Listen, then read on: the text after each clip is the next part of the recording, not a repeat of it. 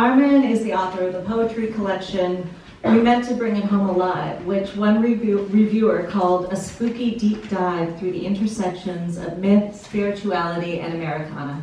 He holds an MFA from Rutgers University and is an Oregon Literary Arts Fellow, and his work has appeared in many journals, including Arsenic, Lobster, and Pontoon. Hearing Armin read is a whole body experience. He draws and centers the energy in the room, engaging his voice and body with every poem. And then there are the poems, diving deep yet with a light touch, a joyous shrug at our need to look below the surface where we may or may not find clarity. If you're noticing a lot of deep sea metaphors, that's no accident. Armin's official bio notes that he is, quote, a bumbling but enthusiastic fisherman. And at first I thought that was just one of those silly personal descriptions that writers tack onto their bios to make them seem more human and non-alien, like us we are. But then there were these pictures of squid on his Facebook feed, pulled them right out of the water on the Oregon coast. And then there are the sea creatures that glide across the cover of We Meant to Bring It Home Alive and slip through his poems in surprise, glee, and darkness.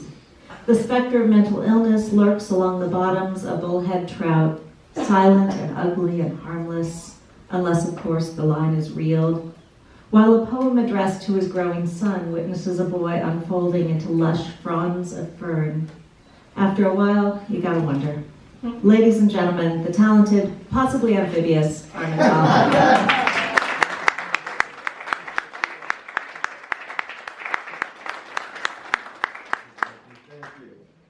I'm just setting my timer. I swear I'm not trying to look at the scores or anything. All that matters is you, right here in this room. That's what matters.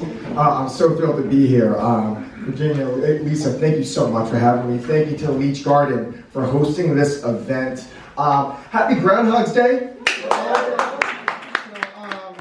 I thought it would be hilarious if during my 8 minutes, which I'm setting that timer for, I just read the same poem over and over and over and see what you all did. And then I found out that there's red wine at this event. I did not want any red wine thrown on my very nice poet's jacket, which is tweed, because that's what we poets wear. Let me read some poems, because that's why I think y'all asked me to be here. This first poem is called Standing Naked in the Forest at the Height of Mosquito Season. Shoulder to wrist, this arm is yours. I will not swap the tender divide between bicep and tricep, or the soft, hairless pocket of the elbow's crook. Needle your mouth for a sip and delight in blood's salty warmth as it flushes your cavities like a long pull of brandy. Let your shell shimmer with iron-laced heat. Call the others, the six-legged, the 8, the 100, the 1,000, the mandibles, proboscides, the spikes and wings, the ones that sting, the ones that poison, the ones that harbor infectious diseases, the ones that lay eggs in intimate hollows. From neck to crotch, this is yours. I will not flinch as my skin swells out a bloated scarlet. I will not scream or curse your name to God. I don't blame you for your thirst. We all take, you know. We've all drunk someone dry. Was that too on the nose to do a first poem? If you did it like that on the nose, it's going to be even worse. Caterpillars. When we were little, we delight in the season of caterpillars. They'd crawl in the trees, and we'd scoop up a couple to wriggle in our palms or tickle our legs. When I moved away, I learned most people call them leeches. But where I was born, We had so few words. Everything had to share a name or went its existence unmentioned. For example, wolf could mean pet, but also mother, or rusted machine, or tree where tired angels rest. When I first moved, believe me, there were lots of misunderstandings. I just point to things constantly. That's what I mean. You call it what? A gaggle of caterpillars could nuzzle a dead wolf down to bone in a few hours. That was great joy and relief, especially if the wolf belonged to one of us. Where I was born, love meant blind, the tea that soothes stomach ulcers, or anything you felt all the way to your pinky toes. I've been away a long time from where I was born, but every now and then, I still make mistakes. I'll reminisce and share a memory like the troll we used to love to rub as kids in the woods. And when I get blank stares, I just say, oh, I guess you had to be there. Which I've learned in my new home means connection lost, reboot. Or I've given up on trying. Or you will never know the real me. All right. Leeches, get it? Leech garden?